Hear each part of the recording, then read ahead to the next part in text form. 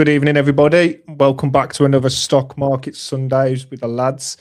How are we all doing, lads? We okay? Yeah, all good. How are you? Good.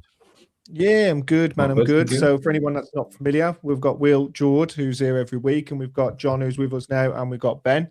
So we're going to got a lot to touch on tonight. So first things first, we're going to be looking back at the market predictions from last week. So the stream isn't doing too well. George, do you want to take over for me?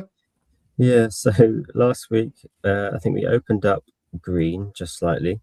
And then throughout the week, as everyone probably felt in their portfolios, went red and then more red and then more red. And by Thursday, I think we were sort of about 2% down and looking like both myself and Stream were assured for a point.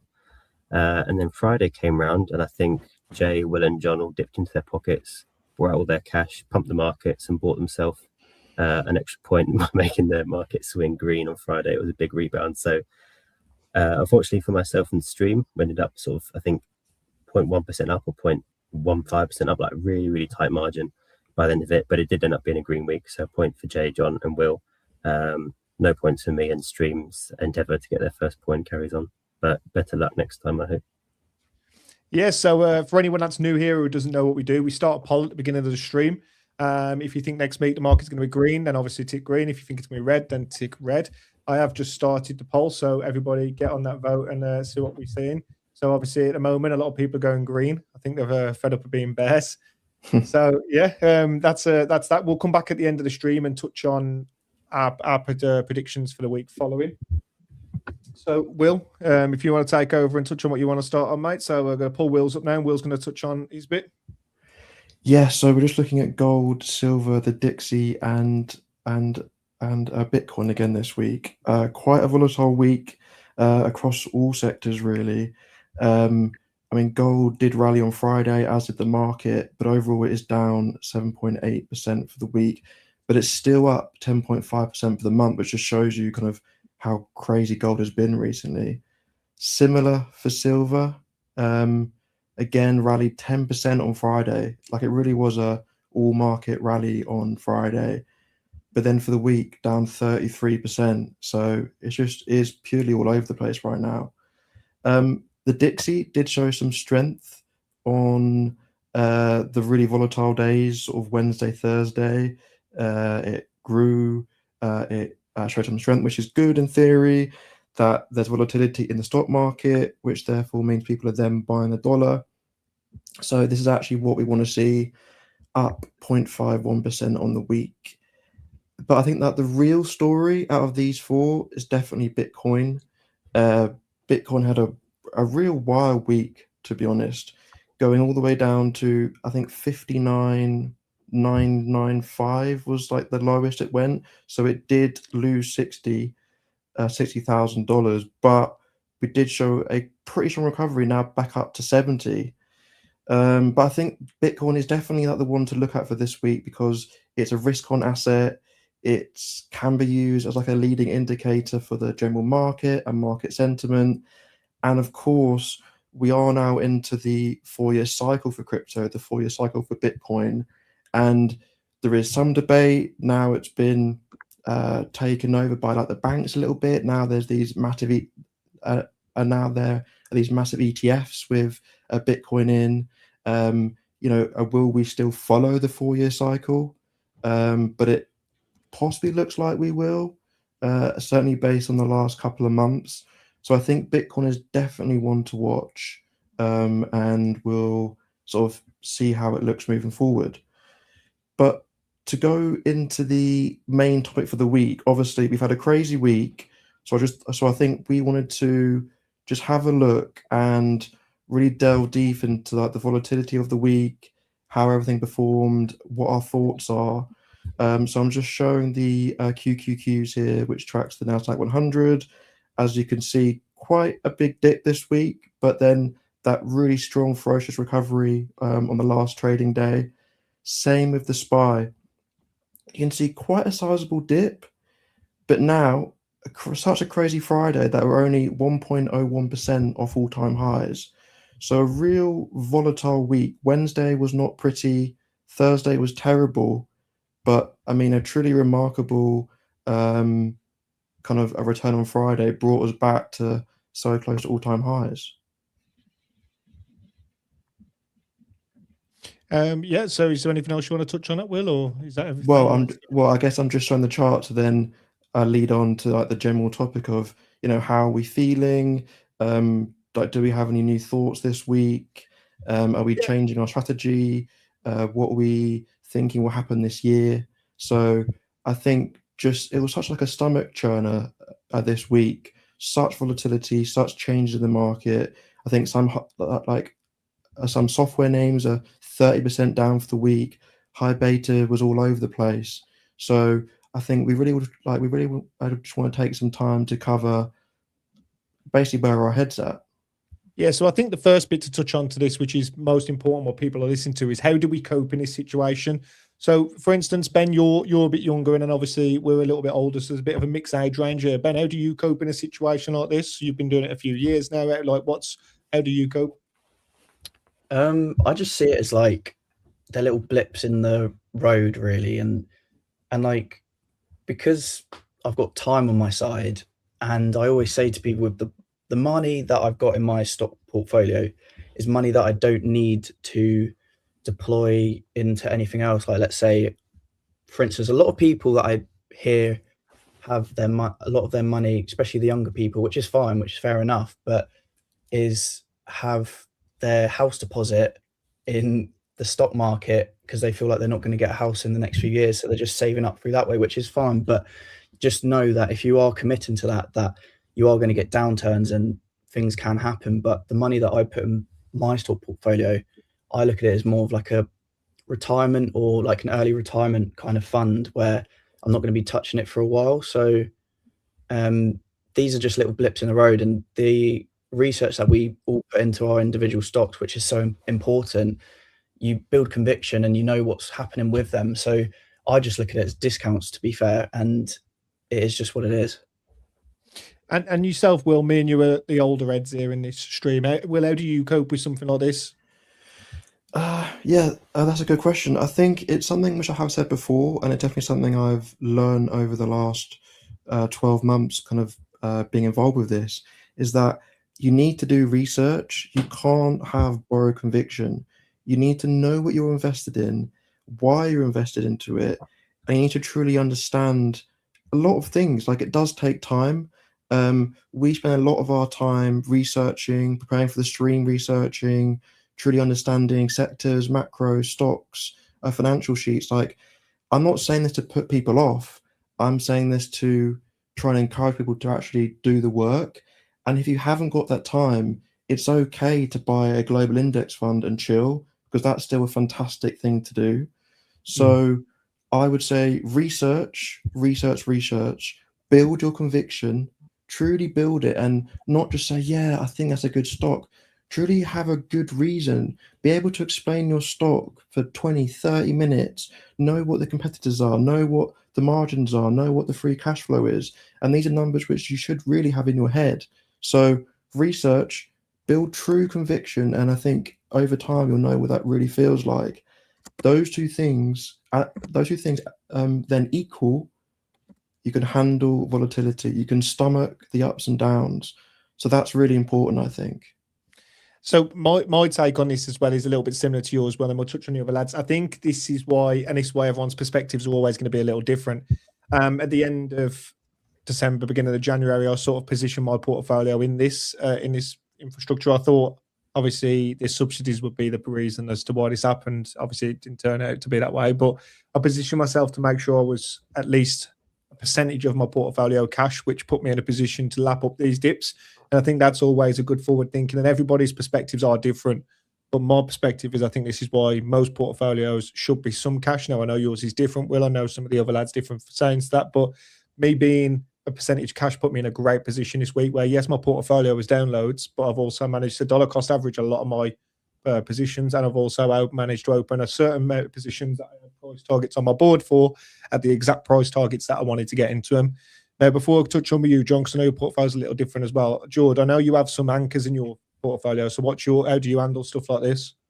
Yeah, so for me, actually, what I do personally is not a lot at all, because the way my portfolio is structured is partly is to absorb times like this and to weather times like this, and that's through having a cash amount, like you said. And I used, I think so far, about 15 to 20% of that cash amount on these recent dips. So I've still got 80 to 85% of that cash amount there for more dips.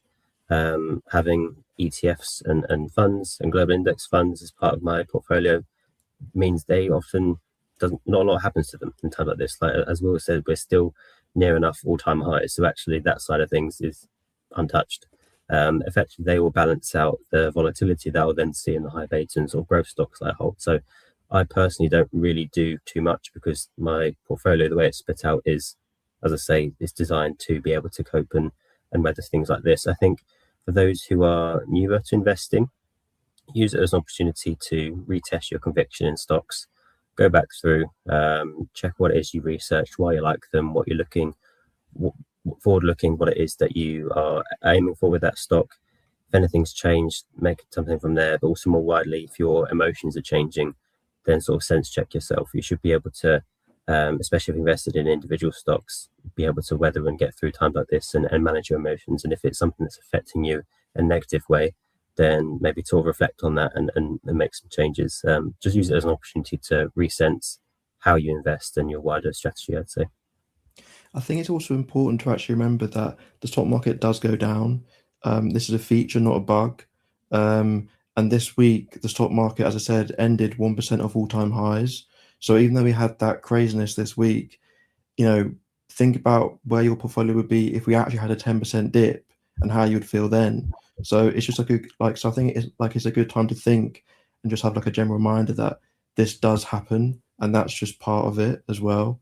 So I think it's important, like a learning point as well, to understand these things, but also what really happened this week. So obviously there was a lot of volatility. The worst day was when the really bad jobs data came out, which I think was on Wednesday. Actually, Jay, can you share my screen again? Sorry. So we had some bad jobs data which came out on Wednesday, and that was a definite negative signal for the market moving forward. But Friday, the market rebounded really strongly. What changed from Wednesday to Friday?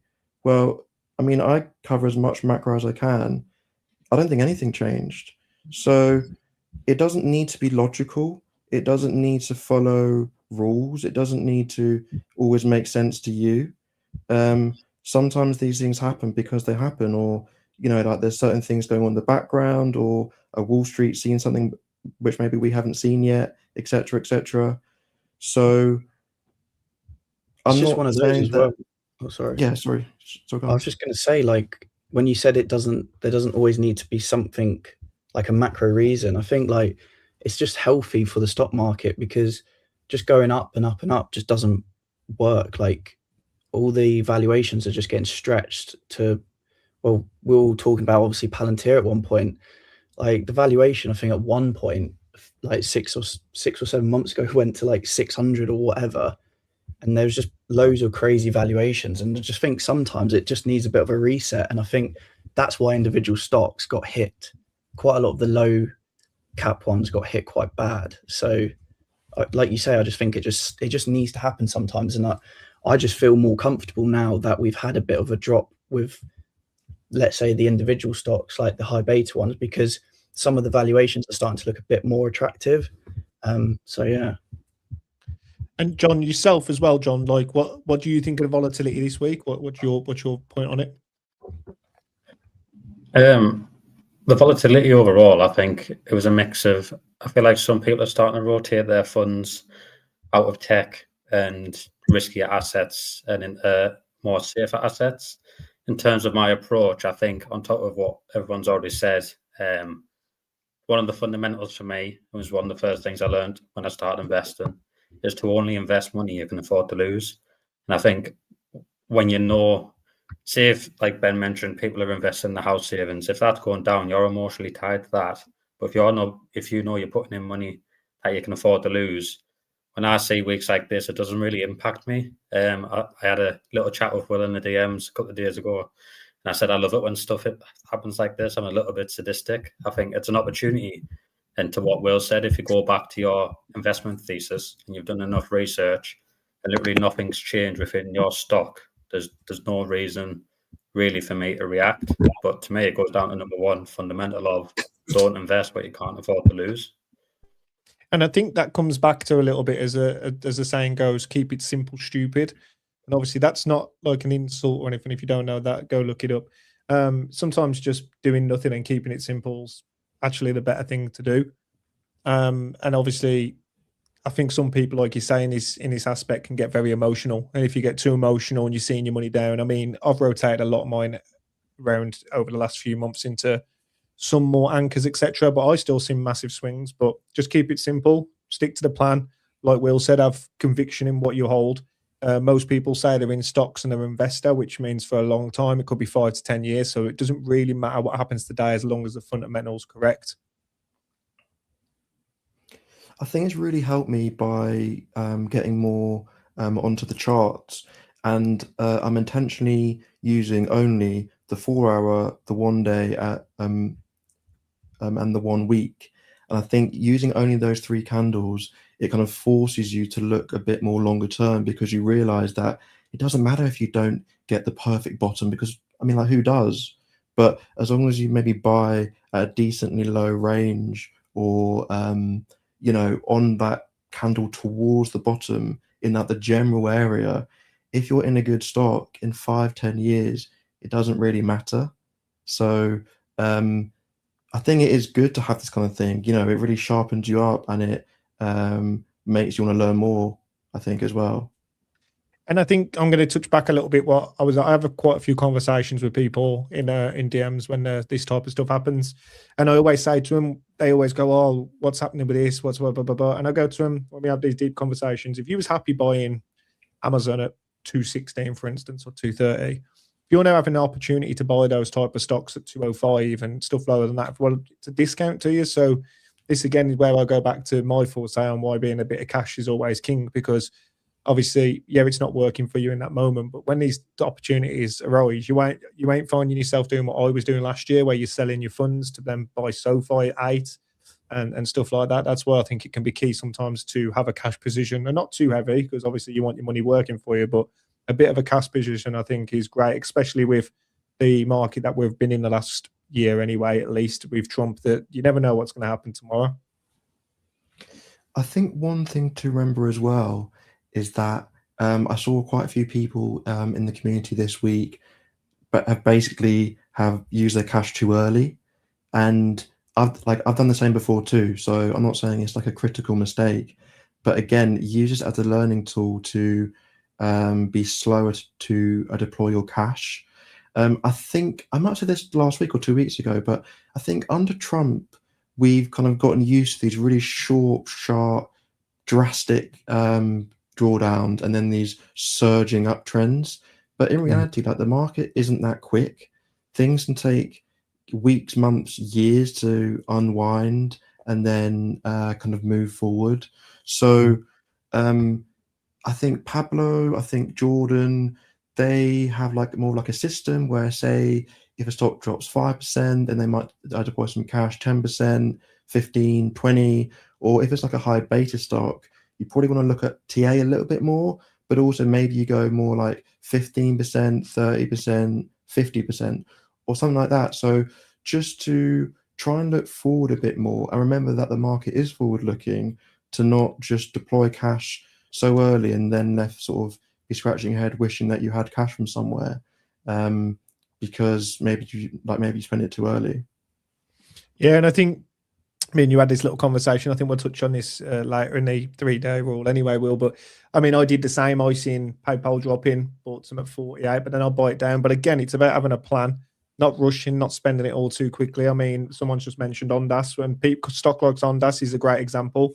We went 179 to 1080. I think it was 1160, back down to 450, back up to 15, back down to 750. Like, some people who obviously are part of the group, I seen selling at 14 and buying again at 13, thinking it wasn't going anywhere, and it dropped to 750. And I think you're right there, Will. Sometimes it's about being smart, a little bit patient, a little bit of attention to detail, then literally jump in as soon as you're seeing a 10% increment, because a 10% increment in a small cap isn't actually that much. Yeah. Is there anything else that we want to touch on that, guys? Is there anything else you want to touch on that or add to that segment there, lads? I just want to say one thing, because what Will said, how we've had some sharp like drops and gains. Like when you look back at the early 2000s, I believe like it didn't recover for 3 or 4 years, the market. So it does sometimes take a long time. So just be prepared for sometimes years like that, where there could be a situation where it might take a few years to recover to back to all-time highs. But and then like even like I guess 2022 is one I kind of experienced. Like that was like a year of just downwards, just red. So yeah, I think obviously the last few years it's been very just the drawdowns have been crazy and then just recover quickly. But yeah, the early 2000s was pretty brutal.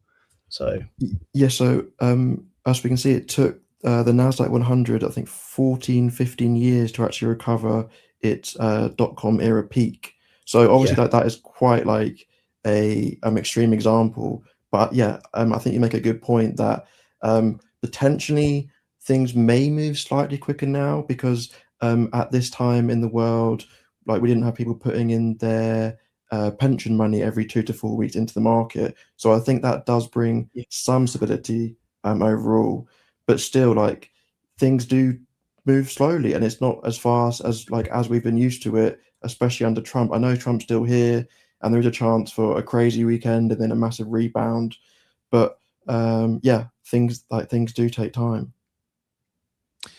Do you have anything else to say on that, George or John? Anything else, or are we happy with moving on to the next segment from that? I think my takeaway from this is that my legacy TUI position that's been minus 80% for years still has a chance to go back up to So, Will, the next one we'll look at is the sector-wide SaaS sell-off and Claude. Obviously, Will, if you want to explain what that is for people that don't actually understand what that is first, and then go into what you want to show. Yeah, so I intentionally didn't really mention the SaaS sell-off in the last segment, because I knew that I was going to come to it now for a few minutes. But software has taken a massive hit this week. So SaaS means software as a service. It's a huge industry. The annual revenue globally is around $400 billion. We're talking Microsoft, Salesforce, Adobe, ServiceNow, Oracle, Zoom, HubSpot, Workday, Palantir, Canva, Figma, Slack, Datadog, CrowdStrike. And these companies offer products which are really embedded into enterprise and in some of the biggest companies in the world. So a CRM is probably like the biggest and most well-known example of SaaS, customer relationship management. So it has names, email addresses, numbers, call logs with customer notes, general notes for future leads. It's a massive store of data for companies. So rather than have information scattered across Excel, Word, someone's sticky tab, someone's notes in their phone, it's all into one broad-based system on a company database. So if someone left, or if someone's ill, or if someone else takes a call from someone or an email, and like rather than that the person they're usually dealing with, all the notes are there, all the details are there. So these are really sticky products. They aren't easily moved. Like the data isn't easily transferable. And the SaaS industry has grown exponentially, a gigantic amount since the early 2000s. These are some huge businesses and really kind of core players in the overall world business, really. And SaaS companies host, maintain, and update applications on their own services. So they so we can use them on our phones, iPads, tablets, MacBooks, PCs, anywhere. So the core topic of today, after just explaining briefly what SaaS is talking about AI, but it's particularly talking about Claude. So I'm sure we all know Grok, Gemini, and ChatGPT, but Claude, made by Anthropic, is one of the becoming like the most embedded AI service for the enterprise side. So so that they have like a product like Gemini, but they also have Claude Code, and Claude Code has been widely used. It's been widely recognized as being a major risk to the current tech world, but also a massive help as well. But they've recently introduced Claude Cowork, which came out early this year. So this is a bit different to Claude Code. It's designed as a desktop agent that can read, edit, and create files with designated local folders. It performs tasks like organizing documents, creating reports, and analyzing data. It's not just someone putting in a query into a large language model, but it's for workers to automate, and actually it does actionable tasks for the user. It was built for non-technical users to utilize the capabilities of Claude Code.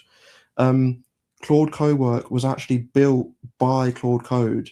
It was built in about 10 days. So to get to the crux of the issue, so on Monday this week, Anthropic released a legal tool, like a legal add-on tool to Claude Cowork, and this was seen as like another major threat to SaaS. Like it's another sector where AI is coming to eat their lunch. On Tuesday this week, $300 billion of market cap was wiped out from SaaS companies just on Tuesday. So IGV is the software sector ETF. It's a US-based ETF. You can see all the companies here: Microsoft, Salesforce, Oracle, Adobe, AppLovin, CrowdStrike, ServiceNow, etc.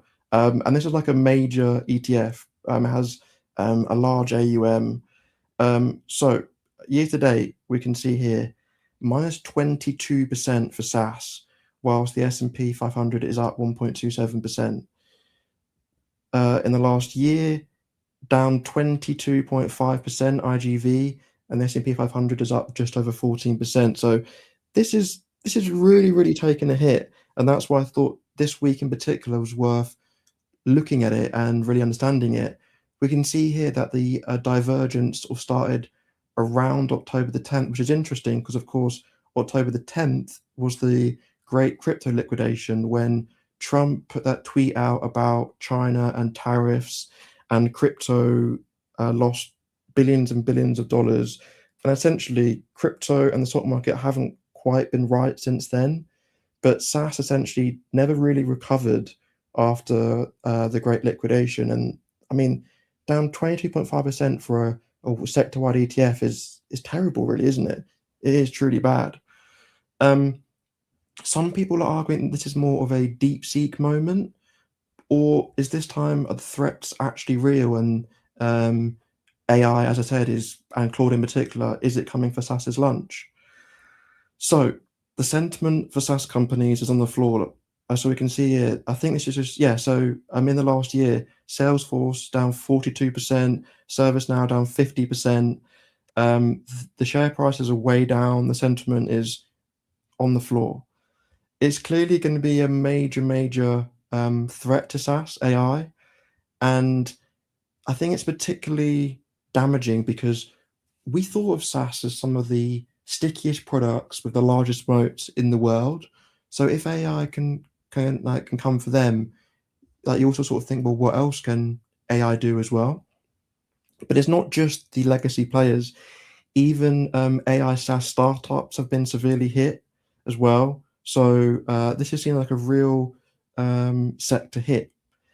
It's also interesting, just on a slight tangent, is that businesses like Microsoft, they're also looking from a different angle. So if Microsoft loses SaaS revenue, does this mean that it'll have less money to spend on chips, on AI-related capital expenditure? So it does affect free cash flow, and it does affect their capex abilities, and SaaS is a major part of some major businesses. But I think one thing is really interesting is that these SaaS companies aren't actually feeling the pain, or they're not feeling it yet anyway.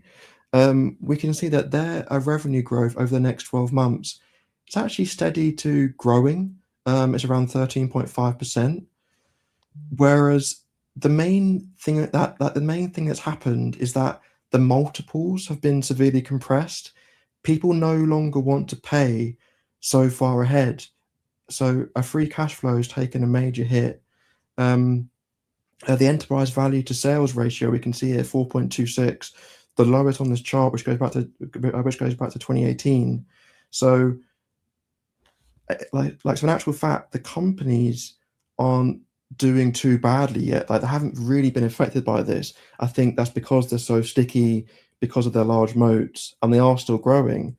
But the multiples Wall Street, retail investors, institutions want to pay has severely come down.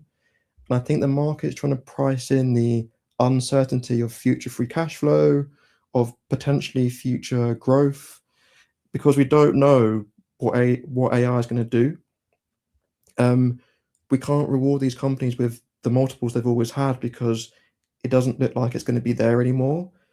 And if this is the worst AI is ever going to be, as I said, how good is Claude going to be in 12 months' time, in 5 years' time? So they are generating the numbers which we want to see, but the multiple isn't being given to them.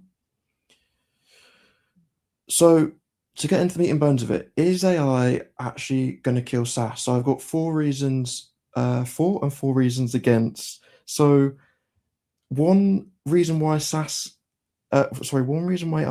is not going to kill SaaS is the data side. These SaaS companies have a gigantic amount of data, CRM, and all the types of SaaS which there is, has huge amounts of company data. So basically, like the reason before that, you can't easily move, you can't easily change companies. These are sticky businesses with really, really large moats, and the data is really important, even if the UI layer becomes less important or completely not usable at all. There's also peace of mind, I think, of using these legacy software packages. Like, they've been stress tested, they're globally used, and they are compliant with laws and regulations. Say Claude spits out something for a legal document which doesn't end up being correct or isn't valid in some way. Who's taking a responsibility for that? So that's definitely something to think about. And companies are trying to protect their moat. So they're already pivoting away from pricing per seat, like basically from so they're moving away from like a per user price model to trying to capture the value created. So trying to generate a bit like tokens where they are, like they're trying to charge for like the value created and like the growth and the efficiency from that side, as opposed to, right, you've got 80 employers, sorry, I've got 80 people there, so therefore you need 80 licenses to Salesforce. And these companies aren't sitting still. There's Agentforce by Salesforce, there's Virtual Agent API by ServiceNow, and these are AI native versions of their old selves. So these are trying to move, they are trying to move the times, and they're trying to protect their moats essentially.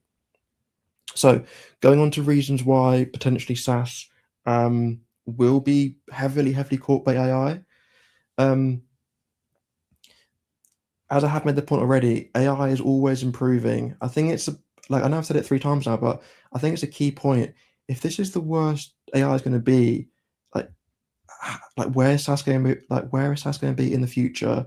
And that's why it's so difficult to price in the future growth, because I think if we just look at this, the total addressable market for the SaaS companies and the AI agent side is just going in the opposite directions. This is a great report actually by Goldman Sachs, so maybe have a look at this if you want to know more.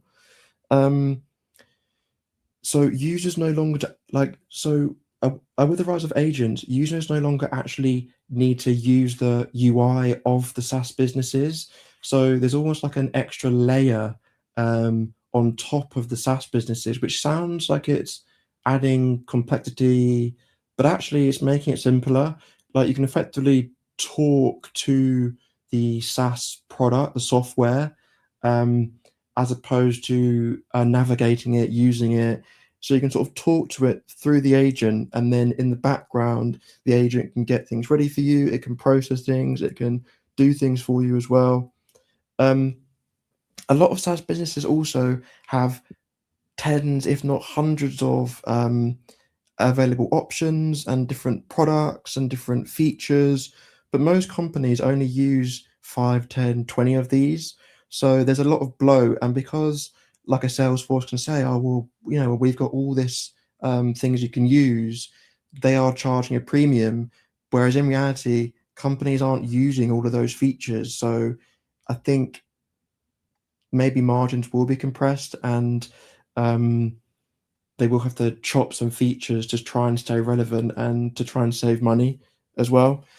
I think a really important point, which this chart does show perfectly as well, is budgets. Budgets are finite. Budgets are finite. IT spend is being diverted as we speak away from software subscriptions and more towards AI compute. So the software companies are being starved of that money because the companies paying for it would rather spend their money on AI and compute, and more on the agentic side rather than carry on paying for the software. I think David Sachs, the crypto czar and AI czar for the White House, really describes this perfectly. So I just want to play this short clip. That's where I think the greatest threat is to the SaaS. Is that playing actually, or is it coming out the Yeah. wrong speaker? It is playing, yeah. Yeah. Okay. Companies. It's not, in my view, their existence. I don't think it's existential. It's where the future value capture is going to be. So let me give you an example. All these SaaS products are rolling out like AI co-pilots inside their tools. And some of them work pretty well, but they're limited to playing in that sandbox. Whereas you look at something like Claude Cowork right now, it has connectors to all these different SaaS tools. It can pull in data across all these different tools, and it works seamlessly across databases and tools. And that's a pretty attractive place to be, right? Like, which one of these products is going to be your workspace? Seems to me that you're going to want your workspace to be the one that spans across and gives you AI across the most data and context, as opposed to having a bunch of separate AIs inside of your existing tools. So I think the risk for the SaaS companies, it's not that they get replaced, although that'll happen to some degree, but it's that they become an old layer of the stack that now there's a new layer that gets built on top of. It becomes more legacy infrastructure. And all the action kind of moves to a new layer of the stack, and that's where the value add happens. And if that happens, it kind of cuts into their future opportunity, right? Because a lot of these companies were banking on AI as their next, you look at their product roadmaps, right? It's all AI related. So that to me, I think is the big risk, is that the value capture for the next layer of the stack happens somewhere else. So Alex Karp Palantir, he believes that AI will stress test which companies actually provide value. He argues that most SaaS is slop, and only companies that solve hardcore problems survive the peak AI era. Sundar from Google, he focuses on the agentic workflows. He believes that SaaS will survive by embracing the agent-to-agent protocol, which Google and Salesforce co-developed, allowing different companies' AI agents to talk to each other directly, bypassing the need for the UI side. Then finally, David Cancel from Drift, a SaaS company, he argues that features are a commodity. Since AI can now code almost anything, you can't win on software alone, on the features alone. You can only win on brand and trust. So ultimately, this is the agentic layer versus the UI. Is SaaS now just a data source? Is this the death of the vendor lock-in? Do we need to buy these expensive, sticky products anymore when we can just build them ourselves? We will continue to see budget allocations for software move towards agentic agents and away from SaaS. And we need to see continued revenue growth in SaaS core businesses to prove that they are AI beneficiaries and not AI losers. So that's that's the core of what I wanted to talk about. I think it's just important to cover because I think this did contribute to part of like the wider market sell-off this week. But also, these are some of the most important businesses in the world, and perhaps some of us use them. I think they will have knock-on effects for other companies which buy from them, sell from them. So I think it's really important to cover this core business, which has been around for 15, 20 years now. John, is there something you wanted to add on to that, mate? Yeah, so anyone who's not aware, I work in procurement, so I buy software all year round because that is my category. And what I've seen in a shift of when you're purchasing software, especially in the last 2 years, it's now shifted from this is the solution to this is the solution, and what we've got within AI, and the pricing is now shifting towards just a subscription base to subscription plus token usage or subscription plus module for AI. But what reiterates Will's point is now the question is not, right, what software is out there in the market. The first question anyone asks now when we're looking for a new solution is, what can AI do? So where I'm already seeing the shift on the boots on the ground every day of, right, what's in the market to what can we get AI to do before we even see what the market can do. And that just reiterates that people are starting to now look towards what they can actually do with their compute power, and the money might shift away from SaaS because, as we'll say, is this just now a data dump and AI is actually going to get the best usage out of it? Or is there still going to be some use of software in the future, which there always will be, but these margins might now come down significantly because they're going to have to start competing with AI in terms of the value they drive for business? I think ultimately we are never going to see these SaaS companies at the price of 33 cash flow again. Like, it's never going to be 30 times free cash flow. I don't think the market's ever going to give that multiple again. I think it's probably will settle around 15, 16, 17. But this is a major repricing of some real cool businesses. Is there anybody else that wants to add anything to the SaaS section there? I was going to say, I think overall, similarly, my point of view is the ones most at risk to AI are those ones that have like a per seat business model. So, for instance, they sell 100 licenses to 100 different employees, but actually now these AI agents allow 10 employees to have the same production efficiency as 100. So now you're only selling 10 licenses and not 100. So I think those are the ones that have the biggest threat from AI gaining this capability. I think ultimately it is a transitional phase. Similarly to search, when AI first started being able to answer questions for you, everything search related went down because people thought, well, actually, what's the point of search then? Because AI can just do it. And that was the initial reaction. And as time went on, as we've seen with different search engines, they've incorporated AI, used it as a tool, and search has improved, and search has now grown even further. And I think it's a similar sort of thing. And just whilst we're in that transitional phase, this is quite a new capability from an AI product. So these SaaS companies haven't had an awful lot of time yet to incorporate AI. So there's going to be a drop until we see some of the tools and some of the ways in which they use it to actually enhance their business model. I think we see that. I'm pretty sure Target and Walmart have both announced they're pausing their procurement or renewing of their current agreements and deals. Just that, and that's probably just that. They're waiting to see how tools evolve, what options there are to them in sort of 6 months' time and a year's time, because obviously this space moves quite quickly, and I think that's why we're seeing some large enterprises pause on their usual agreements. I think what we do know for sure is that it looks like it's more increased demand to compute and power. That seems quite obvious from the added capability. So that's something that we can, I think, personally feel quite confident on expecting that to happen.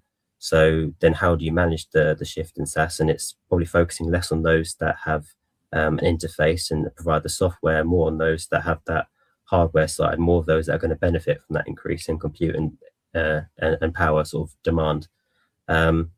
My personal view isn't that software is dying at all. I just think it's in that transitional phase. It's sort of being reimagined. So naturally there's going to be a valuation reset where it may come below its fair value looking forward, but the valuation is being reset until things evolve and investors institutionally and retail wise can better understand and gauge what their actual potential and sort of future outlook is going to look like. So that's why I think we see so much of the valuation come off, just to reset until a sort of a new premium is decided in terms of what tools and capabilities we see evolve from the market. Because as I say, we've all witnessed the AI capabilities, and the AI side moves very, very quickly. I do think it's wrong just to say, and I know I didn't say this, but I'm just talking more general. I do think it's wrong to say, oh well, because of DeepSeek and because of like the Google search versus AI stuff, that this is like just going to be like the exact same thing again. Certainly, SaaS names will some SaaS names will rebound. Some SaaS names will do really well. Some SaaS names will totally incorporate AI and be the leaders in the space. But I think some SaaS names won't ever reach like their all-time highs, and they won't ever truly recover. So this is really a process of weeding out the ones with truly core, sticky businesses, large moats, and they can adapt to the agentic side. Maybe that they can work with Claude Cowork and other AI systems to really bring these on board. So is the sell-off unjustified? I don't think it is at the moment. Will there be a rebound? Yes. Will that ETF IGV a rebound? Yes. But I don't think every single name is going to bounce back. So as of right now, it probably is a bit overdone. But just because of DeepSeek and just because of the Google search versus AI, I don't think we can just say, well, it's definitely overblown and it's all going to come back. Anything else anyone wants to touch on that? Feel good? No, that's sound. Rotio. So next, George, you've got a bit to touch on Google, haven't you? And a bit to touch on the Google earnings, should I say. So if I want to pop your screen up, George, and if you want to take away. Cool. Yeah. So Google earnings, and of course, Google's a massive expanse of a company. So just focusing purely on the earnings and sort of things that happened in that quarter, not a full bear or bull case for the company as an overall. So my personal opinion on it, it was a really, really big earnings quarter. I feel like I say it every time. They feel like they get bigger every time, but it was a huge earnings quarter. I'm not going to run through all these numbers. They're here for you to look at, or if you're in part of the community, you'll see a larger breakdown message in the Google channel. But to pick out a few, Google Cloud was the biggest driver in terms of revenue increase, up 48% year on year. So that's accelerating beyond what we've seen in recent quarters. Even stuff like their subscription side. If you think of a big subscription company, you might think of Netflix. You know, their entire business model is being a subscription company. And Google just announced that they've reached 325 million subscriptions, which is the exact same number as Netflix announced a month ago. So something that people often overlook is on Google with their subscription side is as big as Netflix in terms of subscription numbers. Obviously, net revenue is not the same, but just to put them into perspective, some of the numbers that are included in sort of like the Google umbrella, they're very, very, very large. And as I say, overall, I was really impressed with the quarter, especially numbers wise. But I'm not going to go through all of it. So just to pick out what I think were the three sort of highlights from the earnings quarter, which was around AI and Gemini, around their cloud sector, and of course CapEx, as you've probably seen announced and talked about a lot online already. So to touch on AI firstly, so they launched their Gemini 3 sort of family of AI products this past quarter. So that's normal Gemini AI, so Gemini 3 Pro. They've got Gemini Imagine, Veo, Chirp, Lyrius, all of their different sort of generative AI models for images or voice, music, and it was a pretty big success. So they quoted in their earnings call that it was their quickest uptake of any model they've released so far. And already from comparing Gemini 3 to Gemini 2.5, which is obviously their previous model, they're processing 3 times as many tokens daily as 2.5. So the demand and the usage has increased massively with this new model. They reached 750 million users on the Gemini app, which is up another 100 million from last year. So again, from last quarter, sorry. So again, the numbers are just accelerating quicker, not just raising a flat increase rate. And then also really importantly, they mentioned that they, over the course of 2025 as a whole, have managed to reduce their unit cost on Gemini by 78%. and that's effectively what it costs someone to create a token through their generative AI, which is a massive difference. I think a big part of that is the fact that Google has their own self-produced chips. They use their 7th gen Ironwood TPU a lot, which is much cheaper than NVIDIA's Blackwell chips. I think by about 50% in terms of the average power usage, so electricity-wise. And of course, if they can make it cheaper, they increase usage, they increase demand, they increase profit margin. All the good numbers that you want to see go more and more green. And that transfers into revenue. As I say, their margin increase, but their revenues increase. And they also mentioned on the earnings call that revenue from their generative AI products increased 400% year on year from Q3, which is just a crazy acceleration. And with what we're seeing now is the AI side really transfer into driving their revenue side.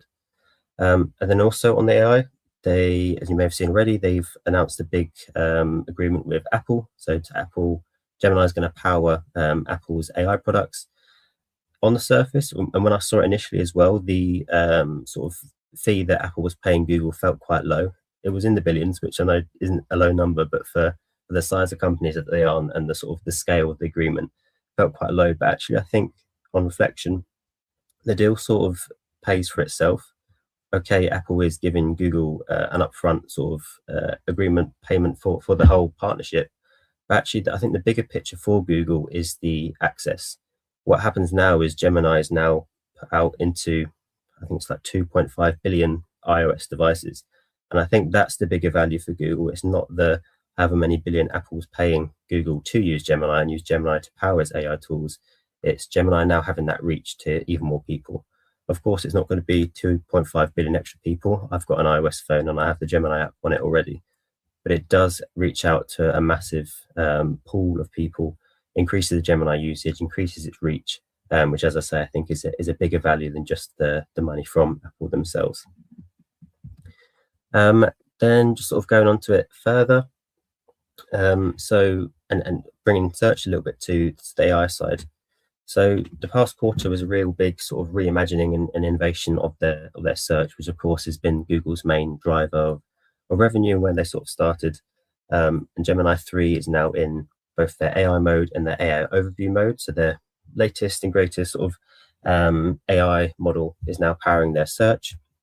And what that is then translating into is more search queries that are expanding and lengthening. So where we have AI mode and AI overview, which is a bit more conversational, where compared to previous sort of typical searches that you'd have, you're going to have more searches. If someone asks a question, they get an AI overview answer that goes more in depth, then they usually ask a follow-up question, or they ask a sort of reconfirming question. And what it ends up being is that a search isn't just a search. A search becomes a chain of different questions and multiple searches.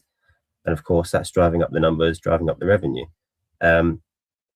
What we also sort of see with that accelerated usage of search and queries is more revenue. And especially in the retail side is sort of the biggest driving factor at the moment behind their search revenues, which then moves into the agentic shopping space. So towards the end of last year, they were exploring a sort of common standard for agentic shopping in terms of defining what the parameters of that sector would look like, what the rules might be, and doing that in conjunction with Walmart and Target and some other big sort of commerce players. In short, what agentic shopping is, sort of the theory behind it, is that you would go onto a search browser, search for what it was that product-wise that you were looking for, and effectively an AI agent would almost be like your own personal shopping assistant, where it will look for that product for you, it'll look for exclusive discounts and price valuations for you, and it'll also buy it for you. So it's this whole new sector that's being reimagined, which by 2030 is projected to produce tens of billions of dollars in revenue, of course, if it's a success. And then through that, the search revenues expand as well. So whereas search revenues for an ad would just be the ad side, if an ad then converts into a sale through that AI agent, then there's an additional commission fee that goes to that AI agent as well. So effectively, you can create like a double layering up of search revenues, and again, just expand them even further. So that's a really interesting space to be watching going forward. What they did mention in the earnings call was that sort of last year was laying the foundations for that. So as I say, drawing up that sort of common standard, exploring what it would look like. And they mentioned 2026 is the year to start deploying that. I don't think it's going to be right around the corner. I think it'll probably be the second half of this year. But it's something to be watching for sure, because that is quite an exciting opportunity and a sector that I think could grow pretty quickly if it does work well and does sort of become like a popular uptake. Then moving on to Google Cloud. As I said, we saw some big revenue growth there, so 48% up quarter on quarter, so year over year, which is just a massive increase. I was expecting 30% maybe again, similarly from last quarter, and it's accelerated even further, and 30% already was an acceleration from the quarter before that. So their cloud growth is increasing faster and faster. But I think more importantly, so are their margins, their operating margins, so what they're actually making a profit of. And again, that goes back to the theme of where Google is really showing how AI is now converting into revenue and making money rather than just increasing numbers. And of course, that's one of the big concerns with the whole talks of an AI bubble is, does AI actually pay off? And all this CapEx that's going into AI, is there any actual reward coming from it? Or is it just a pit of AI spending, and a revenue? But Google is showing the opposite here, I think. Just to talk on their cloud, so they are still increasing their number of customers at accelerated rates similar to their revenues. They're signing more deals over $1 billion than they ever have before. I think in Q4 they signed more deals over $1 billion than the previous 3 quarters combined, and 2025 saw more deals signed than 22 to 24 combined. So the demand is increasing, as we've seen shown through their backlog, because their backlog has also increased by 100% year over year. I mentioned a little bit previously, so anyone who doesn't know, Google has a little bit of an advantage over the other typical big 3. So Amazon's AWS, Microsoft's Azure, and obviously Google Cloud, who clearly don't have as much imagination with their naming scheme as the other 2. They're the big 3 sort of players in the cloud and data center space. Over AWS and Azure are bigger than Google Cloud, but Google Cloud has had a bit of an advantage for a while now in the fact that they produce their own in-house chips. Those TPUs that I mentioned, which are now in their 7th generation, they've been producing for about 10 years. And them having this in-house hardware and also the software sides, and not to overlook that they have their own programming and coding, means that they can optimize their services much better than the other people can. Microsoft and Amazon are developing their own chips themselves. They're sort of catching up to Google in terms of bringing more of their own technical infrastructure to in-house production and relying a little bit less on external partners. Like Amazon has a big dependency on NVIDIA. Google does use some NVIDIA Blackwell chips as well, but it's a blend. And as I say, they have more of their technical infrastructure in-house, which allows them to optimize better, which ultimately means they can increase their margins more freely. If you can control the coding and the hardware of a service you're providing, then you can tweak it to the best way you want it for your service to drive your revenue growth, increase your profit margin. If you don't produce your own hardware, if you're not programming and coding your own technical infrastructure, you have a lot less freedom to make those changes, and therefore your operating margin is a little bit more fixed. I think that's what we've seen a little bit for Amazon. I don't want to talk too much on it because I know we'll come on to it later. But where their operating margin has been higher than the others for a while, but sort of flatlined, not really increased. And we're seeing the likes of Google's, who are a newer cloud provider, catching up, and their operating margins really accelerate. And then lastly, on the CapEx side, which I think was probably the big headline that most people took away from the earnings quarter. So Google forecast that from Q1 of 2026 through to the end of 2026, they'll spend between 175 and 185 billion in CapEx, and that's to scale throughout the year. So what we can assume from that is by Q4 of 2026, they'll be spending at least sort of 43 to 45 billion in CapEx, which is a massive increase still, of course. And I think some analysts from Morgan Stanley are projecting that by 2027, their yearly CapEx will be 250 billion. So continual rise in CapEx, more and more so. I think from those numbers, we're likely to expect Q1 and Q2 of this year to be at least 100% gain year over year, looking at Q1 and Q2 of last year. But I do think we're seeing that those numbers return. As I say, seeing those operating margins in their cloud increase, seeing their AI sort of investment into their search, increase search numbers and increase search revenue, we're seeing that AI capex start to reward back.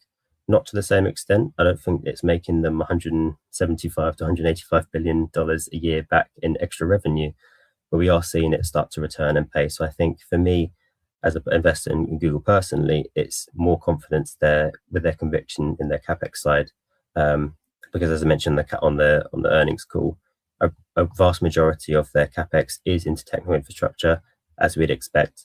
I think 60% into servers and 40% into data center side of things. So a massive amount into AI specifically. And then just to put in perspective some of the capex numbers. So this is just comparing some of the others that have been announced so far.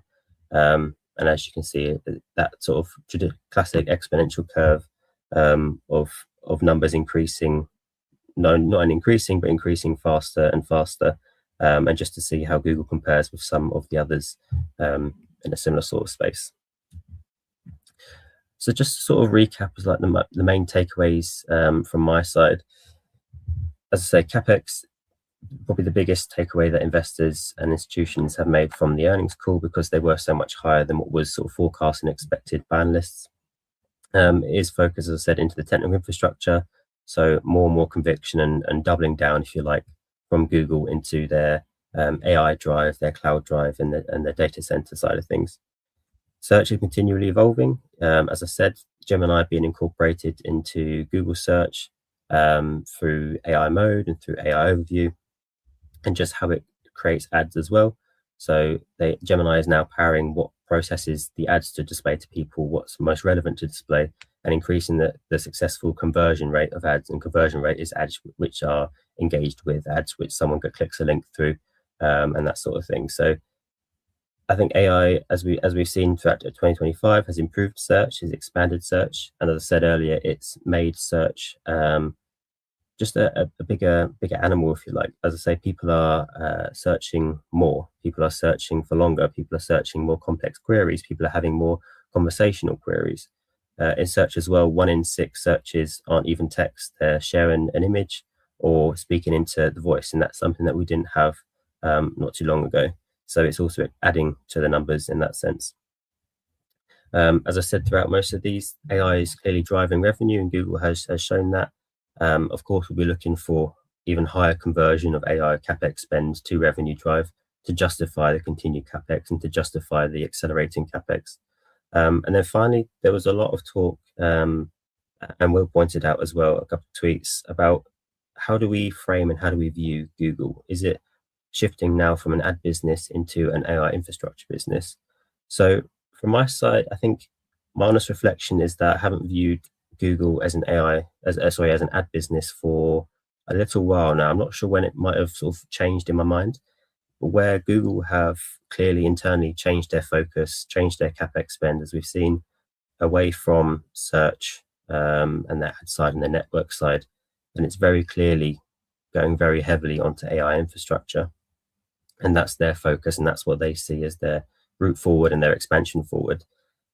I don't think I've personally, since that change, viewed them as an ad business. Yes, their ad search revenue and ad revenue is still their main driver behind their revenue, and I think it still will be for a few more years yet. But long term, I think they are going to move more and more into like their revenue side being more heavily based on their AI revenue, on their data center revenue, on their cloud revenue, on that technical infrastructure side. So will I overall call them an AI infrastructure business? I'm still not sure. I guess by definition, sort of their bulk of the revenue isn't ad business. The bulk of their spend is an AI infrastructure sort of technical business. So I guess we'll wait and see how that develops over the coming years. If I had to pick one, I'm guessing I probably would lean more to the infrastructure side, just because that's where they're moving, that's where the biggest growth is, and that's where it feels like the shift is going to. Interested to hear anyone else's thoughts. How do you view Google? You got anything to touch on that, Will? Yeah, well, it's a very difficult question, Jordan, but I suppose in one sense, yours and my opinion doesn't really matter. It's more about how the street perceives it. And I think it's going back to the multiples I was mentioning in the first segment and the second segment. It's at what multiple does a Google trade at if they're spending that much on CapEx every year? And is this going to be I don't know, like, so from now, is it a 2 to 4 year build out, or do they need to spend hundreds of billions of dollars every single year on CapEx moving forward? Because that completely changes the business model, and that will affect their free cash flow massively, and that does affect the multiple which they're going to be given. So I think it really depends on, is this a cyclical, huge build out, and then into more of like a holding phase, and at what level of capex is that maintaining holding phase? Because I think that does affect the multiple which they're going to give it, rightly or wrongly, because I think ultimately this still is a tech business, so I'm not calling for a lower multiple, but yeah, I think it is down to those analysts do hold power, and they do perceive they help the way others perceive the business, don't they? Yeah, I think my reflection of that is it's somewhat cyclical, where I think the accelerated spend is trying to effectively catch up to the accelerated demand and the onsurge of demand. And I think there will become a point where capacity has caught up most of the way, and sort of supply and demand evens out a little bit, especially on the data center sort of compute and power side of things. And then capex will slow down, at least on the technical infrastructure. Whether by that point there will be sort of new, almost subsectors of the AI space, I guess we'll have to wait and see, and if they'll require their own increased capex, and as they sort of go from the innovation and ideation stage into deployment and execution. But I do think, personally, from my own viewpoint, as things stands, it's somewhat cyclical, and it will either plateau or reduce down eventually. But I don't think it's this year. I don't think it's next year, and it may also not be 2028. Yeah, and I think that's why I'm a little bit, I guess, like a little bit frustrated that the Apple Gemini deal is so low, because if you think about it, Apple aren't spending crazy amounts of money on capex. They're effectively using Alphabet's AI software, and as they are competitors ultimately as well, I almost wish that deal was 2, 3, 4 times the amount it was, because Apple's going to keep moving ahead and effectively utilizing everyone else's capex and Gemini rather than building out themselves. So that was like the one deal where we could sort of charge them back for doing that, and we didn't really take advantage. Obviously, that there are many reasons why, and I think it was important to make sure that Alphabet got that deal over a ChatGPT, for example. But that to me was like where we could sort of charge Apple for under investing for 2, 3, 4 years. But hey, what was you going to say then? Sorry, Ben, I know you had something to add to that. No, I just find it interesting because obviously, like you just said, Will, about Apple, they're like the only ones who are not spending the capex because, well, they've just gone ahead with just using the other big companies to spend the money on it. And it's like Google's kind of in some ways forced to spend this money, the capex that they're spending, because let's say they didn't do any of it and they didn't have Gemini, they didn't have all that, then people would have transitioned from the Google search, in my opinion, to like ChatGPT over time if they never did this whole restructure of obviously spending money with Gemini. So yeah, it's just like, it's one of those where it's like, I feel like now it's like every year they're like, we do need to raise the capex because we want to win the race of like almost being the Google of the AI search kind of thing, because like obviously Google just took away Yahoo with the searching and Bing and all that. Like no one uses those really, it's just Google.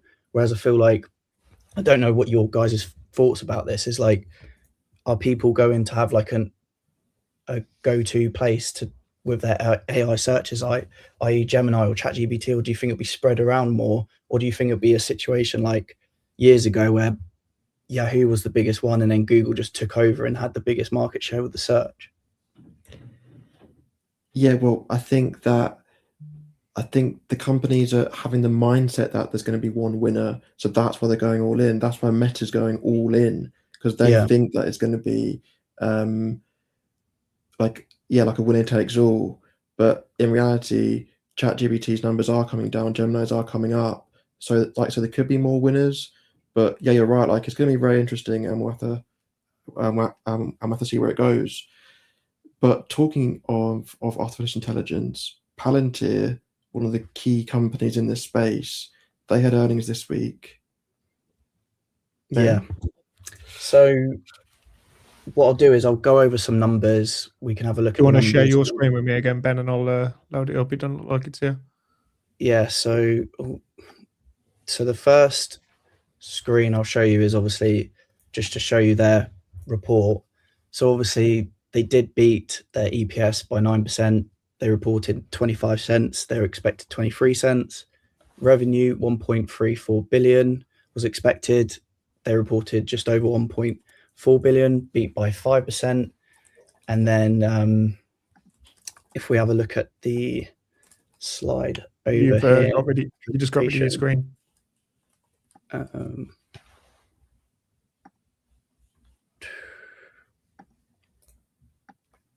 do that. So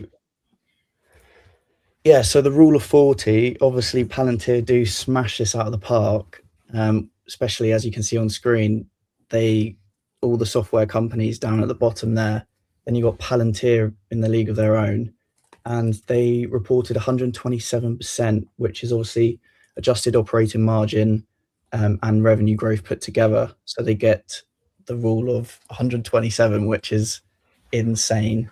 And then there's a few highlights that I'll just read out with their growth, and their US revenue grew 93% year on year and 22% quarter over quarter to 1.08 billion. US commercial revenue grew 137% year on year and 28% quarter over quarter to 507 million. US government revenue grew 66% year on year and 17% quarter over quarter to 570 million. Revenue grew 70% year on year and 19% quarter over quarter to 1.41 billion. 72% year on year and 19% quarter over quarter, excluding strategic commercial contracts.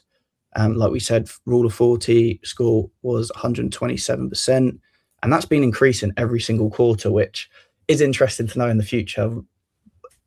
How far can it go? Closed 180 deals of at least $1 million, 84 deals of at least $5 million, and 61 deals of at least $10 million. Adjusted free cash flow of $791 million, 56% margin.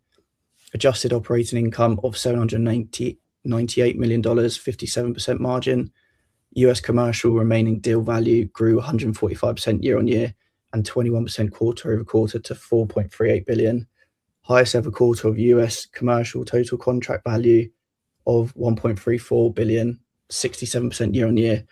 Highest ever quarter of TCV of 4.26 billion, up 138% year on year. Adjusted EPS of 25 cents and GAAP EPS of 24 cents.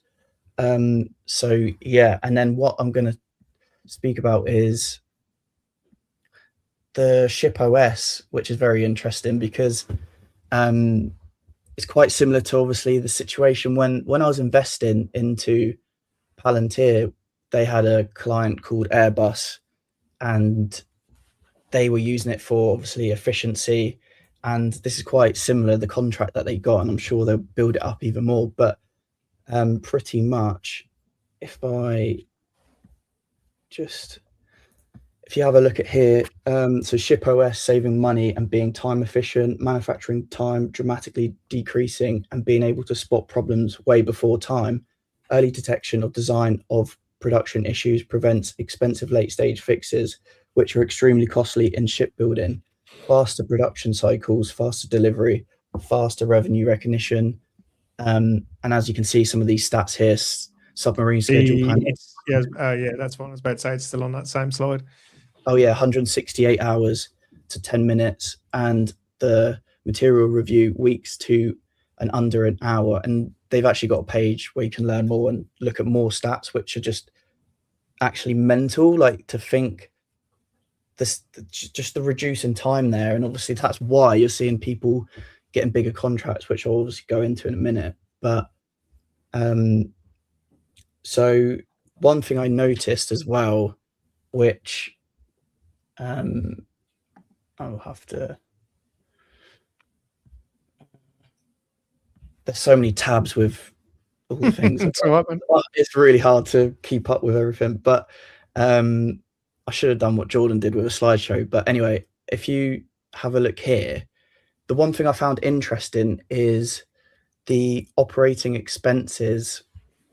Hang on. Yeah, total operating expenses was actually down compared to 2024 in that quarter. Obviously, overall, it's gone up, but the fact that this quarter went down, just find interesting. But regardless, the operating expenses are growing much more slowly than revenue. So the revenue is up, shows quality, and it shows the clients and that they're spending more with Palantir, shows how good the product is. And if you have a look as well, going from that, and you scroll all the way down to their slide deck, they mention right at the bottom, so their net dollar retention was 139% in Q4 2025. So obviously current clients at the moment, customers are spending more. So they, with their original contracts that they have, they're obviously liking the product and they're spending more with Palantir. So the current customers that Palantir have, they're keeping them and they're also spending more, which is a great recipe for a great company to actually keep growing. And that's exactly what you want. And this is what's quite good with Palantir and unique. So yeah, the retention is there. So yeah, if Palantir had 0 new customers, their revenue would still grow by 39% just from existing clients spending more, which is obviously a crazy stat. So yeah, so they're just trying to find their margins.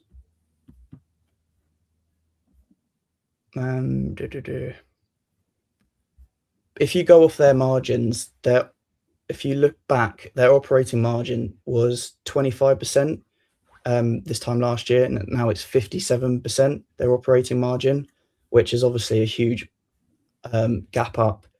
And the other thing is as well, if you look at their customer growth, they've got under 1,000 customers, and so their customer count is 954, 34% year on year. But the other thing is as well is if you look at other software names like Snowflake and stuff, they've got 12,000 customers, I believe. But what I'm pretty much saying is and I said this years ago in my videos, is with all these testimonials that they're getting and how good this product is, and how people wanted to come back and spend more, and it's even showing till this day now in 2026, is I feel like they're still, I know this sounds a bit mad, but I feel like they're still at the beginning with it all, because there's just so many more customers that they can get. And I just feel like, if not most people in the world eventually, obviously I know there's US focus really at the moment and that's where it's growing, but a lot of companies will want to use Palantir for whatever reason they want to, because obviously it can be tailored. So yeah, and then so if you don't know as well, Palantir turns data into actionable intelligence and automation, helping companies and governments save time, cut costs, and operate more efficiently. And one thing that we've got to mention as well is, if you look at their stock-based compensation as well, It's where is it? They were sort of well known, weren't they, for giving out large amounts of stock-based compensation, and it was a major criticism before. I think it was 11% in 2023, 6.6% in 2024. But last quarter was significant because I was at 1.8%, Ben. They brought down their Yeah, dilution too. so their share dilution is down. If you look at the screen, is down to 1.8%. Their share dilution, and obviously back years ago, you can see that a lot of it was like 10% in that range. So it's obviously a lot higher, and they've reduced it quite dramatically. But even the stock-based compensation is pretty much flat, as you can see here on screen, compared to Q4 2024, sorry, to 2025.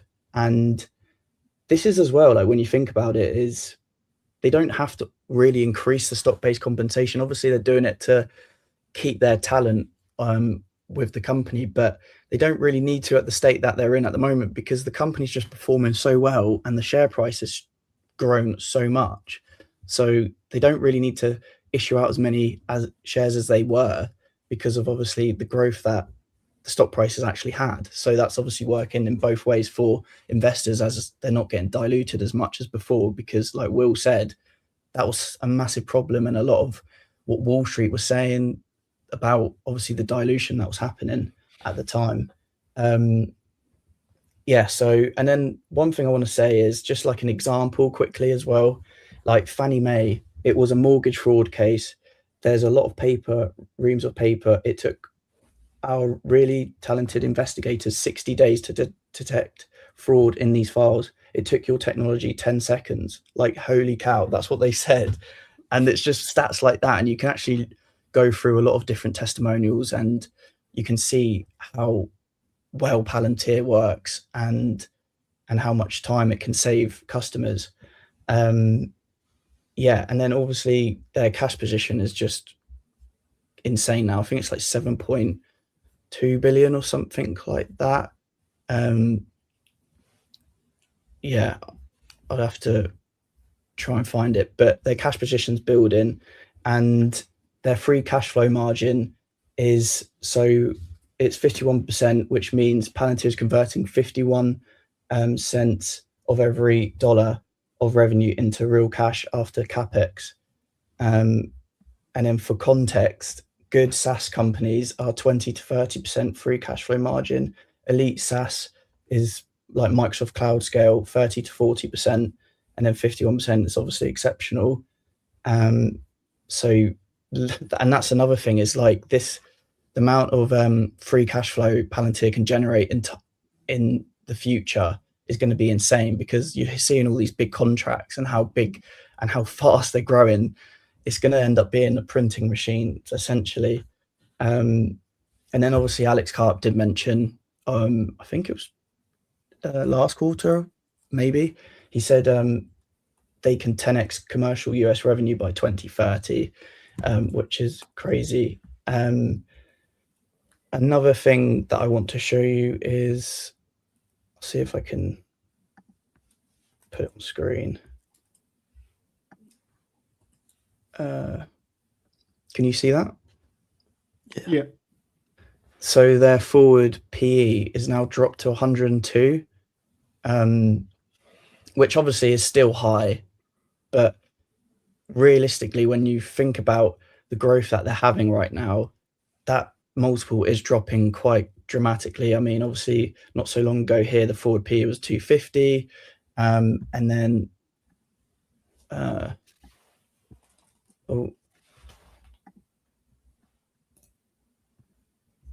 yeah, and then there's another example. Palantir was sitting at $156 with a 700 PE at the time of this post, and 6 months ago, and when it was sitting at $154 with a 240 PE today. So literally within 6 months, the PE dropped dramatically, and now obviously it's sitting at $135 and is at a 214 PE. So it's just pretty much showing you how the multiple is compressing quickly while margins continue expanding and revenue growth accelerates.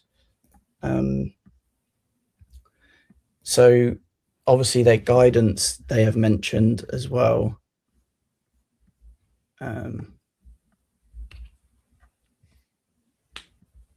So yeah, we're for Q1 2026, we expect revenue of between 1.5 billion and adjusted income operations of between 870 to 874 million. And then they've obviously gone on to say their full year of 2026. But one thing I'll say is they're announcing revenue growth of a guide of 61% year over year. And obviously Palantir does tend to sandbag as well a bit. So I wouldn't be surprised if they hit a 70% year on year growth rate again. So we'll have to see with that. And then one thing I'll say is I just think it's with Palantir, it's such a hard company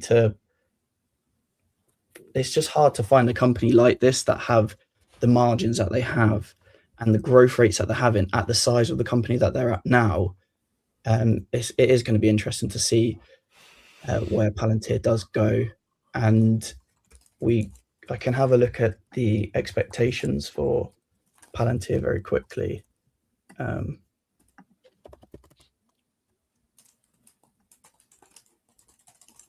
So these are what the analysts' estimates are for 2026. So they believe that the average is $1.23 and the revenue to be about 7 billion.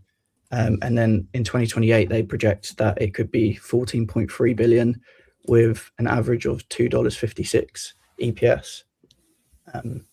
So yeah, that's that with Palantir. And like I say, you should go and have a look at different examples of how Palantir is used in different companies, and you'll see how amazing and how great this the customers and clients are rating Palantir. So yeah. No, I appreciate you sharing that with us, Ben, and touching on that, and same with you as well, George. You both did great presentations on each of those stocks, so I really do appreciate it. John, I know you're going to touch a bit on Amazon now, so obviously I'm going to share the screen for you and obviously the graph. So if you want to crack on with that, mate. Oh, can I? Sorry, Thank you. I apologise a lot. I've just got one thing I want to show as well. Going back to this, share your screen, mate. Yep, share your screen.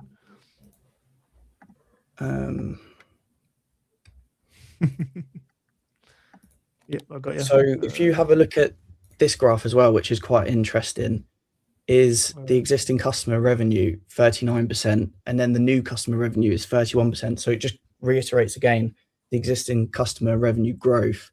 And as well, I did see this that someone tweeted, and it just goes back to the Q4 2022 and the state that the company was in, and just how dramatically the revenue changes and the amount of money that it produces.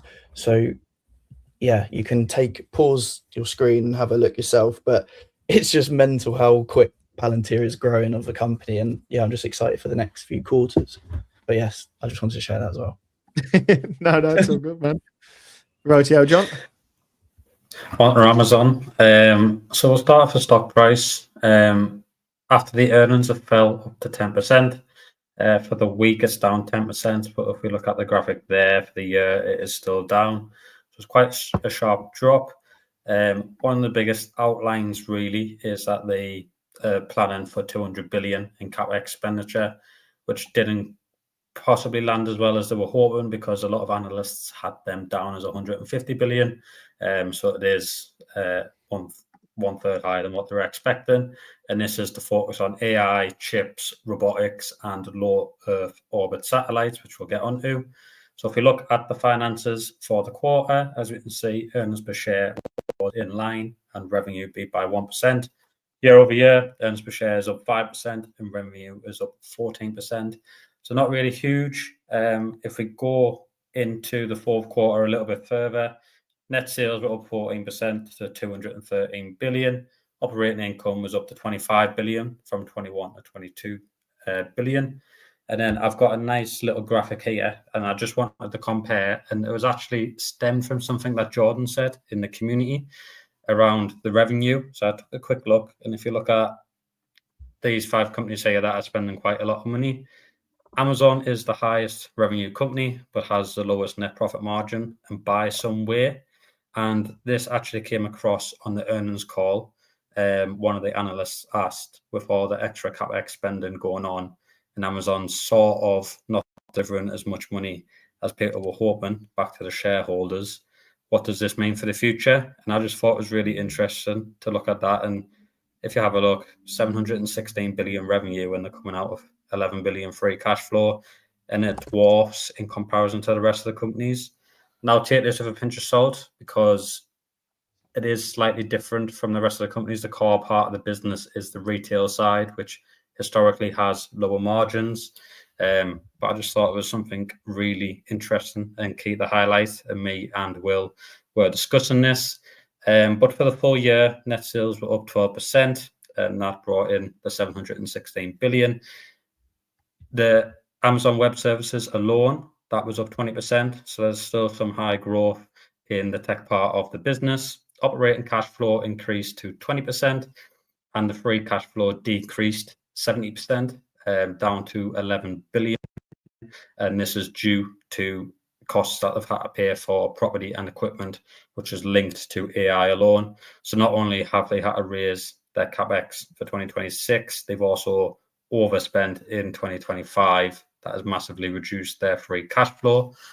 If we go on to the guidance for this next year, they're expecting revenue to be Q1 guidance, sorry, I expect revenue to be between 173 and 178 billion, and operating income to be 16.5 to 21 billion. What is interesting about that is this is compared to 18.4 billion in Q1 last year. So actually, they're saying there is a possibility that the revenue in the first quarter of 2026 is going to be lower than last year, which also might not have filled the market with a lot of optimism going forward. But in terms of revenue growth, it's still sitting at 11 to 15%, which is the healthy figures that you sort of see from Amazon historically. Other commentary that I picked up from the earnings call was the Amazon Web Services had their fastest growing quarter, compared to the last 13 quarters. So it's starting to pick up its pace a little bit. Be interesting to see if they can continue to see that going forward. Advertising revenue grew by 22%, and this was the best over the last 6 quarters.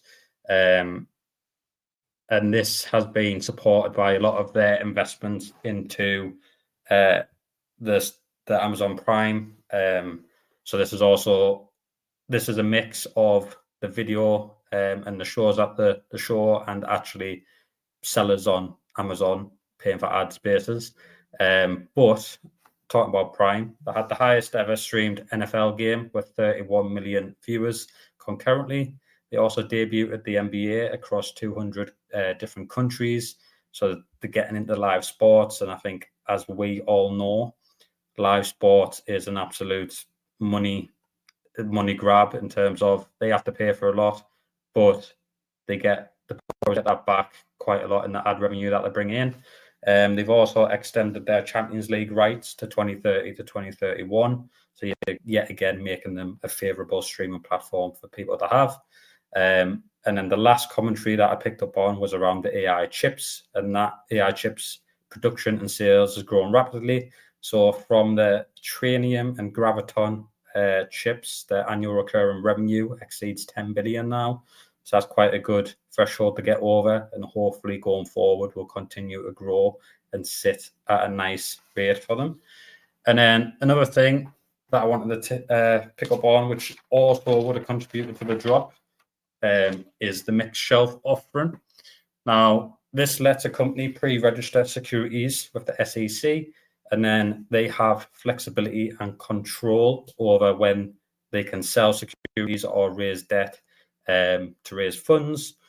And people might not like that. Amazon could offer debt, equity, or a hybrid security of debt and diluting shares to bring in more capital going forward. And this is usually done for preparing for future capital needs.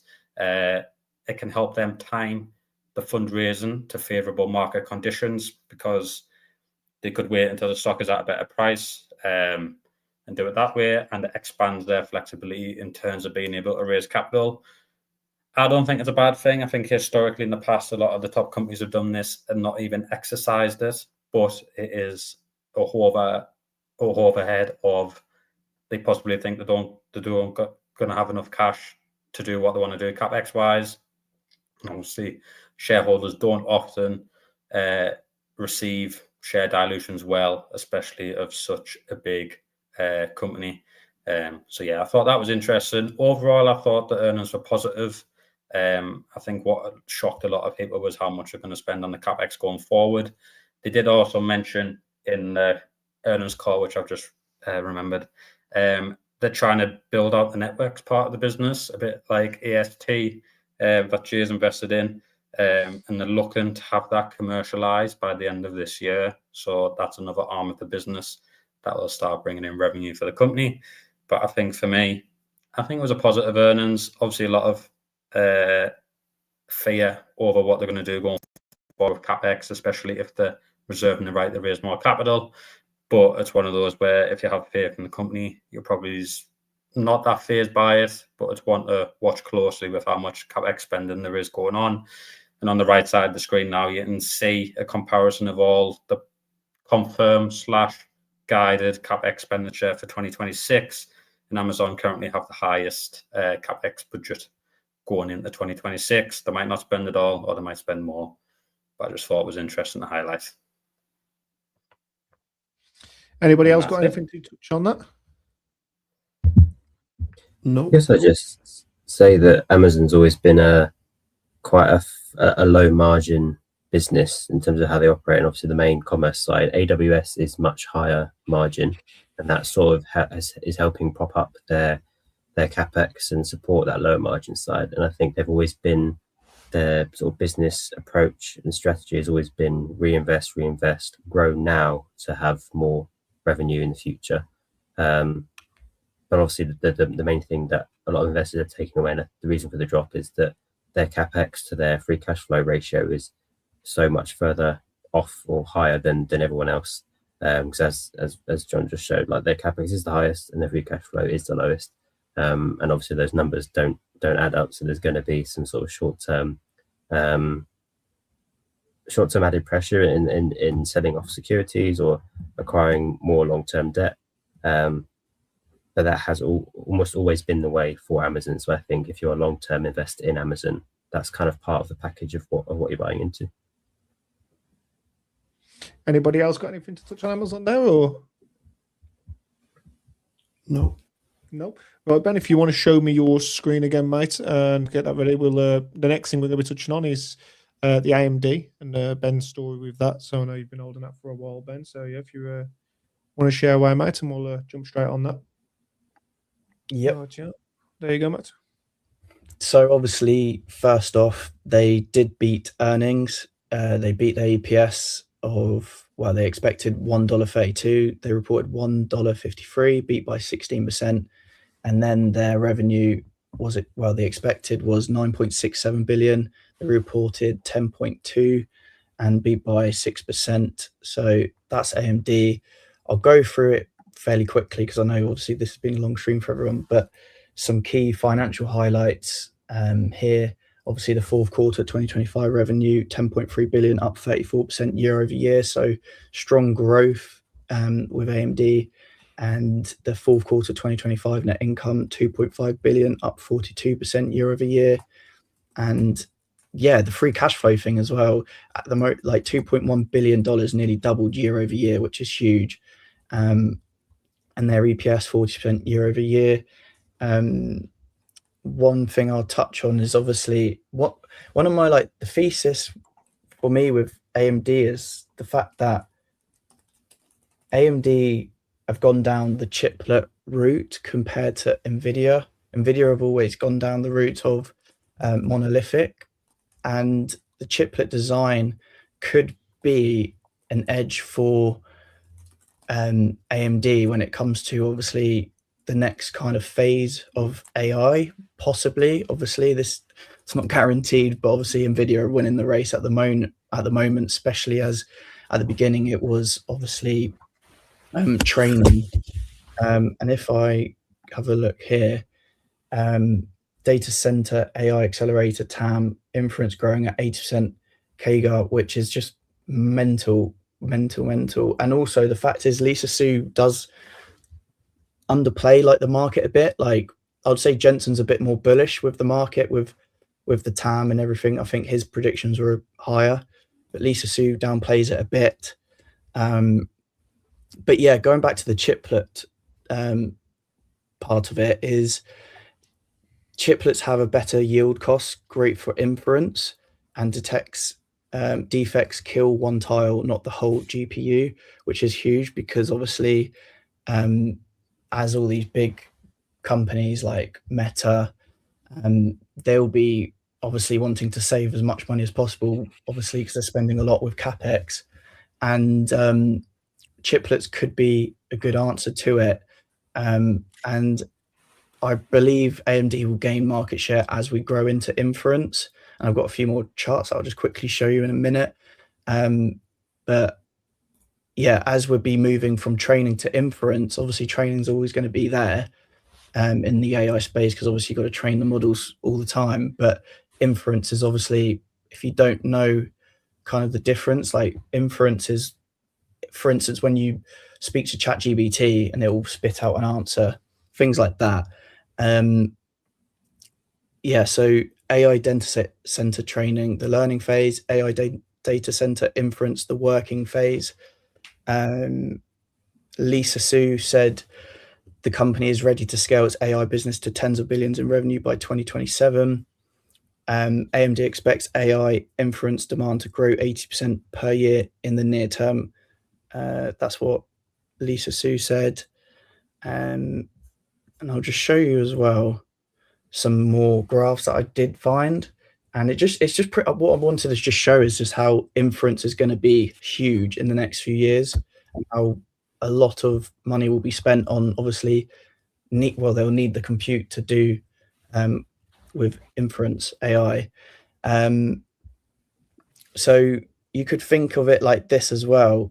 The MI350 is the current chip that they got, and that's like the sports car engine. Rockham is the software, so that is the driver, the plus the gearbox that tells the engine exactly how to run for your specific track. The AI model together, you can get maximum performance, efficiency, and reliability, and that's what obviously like ChatGPT, etc., will like build on. So they'll build on something like PyTorch, and that's what AI companies will build on. I need to make sure I'm not rambling as well because I know we're against time. But so do what you got to do, man. Do what you got to do. So yeah, so just want to double check. I've got so Rockham is, so at the moment Nvidia is just winning the race with everything, especially training, because especially the monolithic chips at the time works, and they still do work, but I do feel like inference will go down the route of chiplets possibly. I know even Nvidia are starting to think about that and go down that route, but they're not calling it chiplets because they don't want to show that they're like copying AMD in that sense.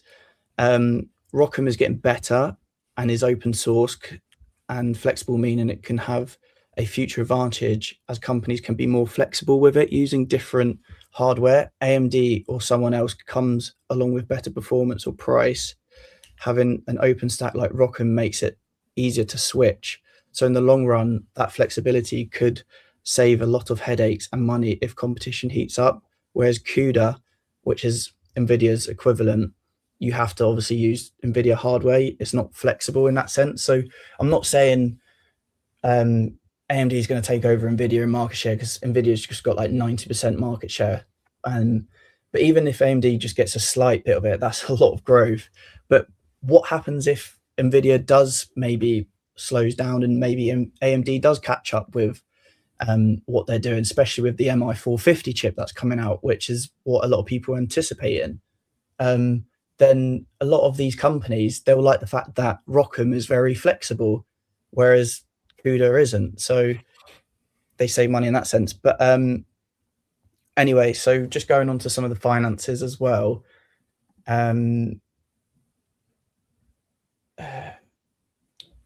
They always like AMD's presentations as well. They're always like their earnings presentations are always a nice colour format and how it's set out. Oh yeah, no, that's another thing with companies. I love it when they have good presentations because it's sometimes annoying when they don't. But anyway, 390 million in sales to China from a previous backlog, plus a 360 million inventory reserve release.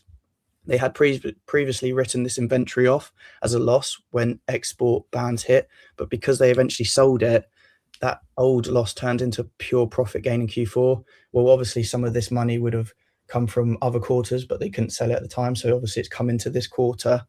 AMD has provided guidance for China sales to decrease to approximately $100 million in Q1 2026. So yeah, and then the next thing I want to touch on once I go through here. So this is massive. I thought this was actually a bit mind-blowing, actually.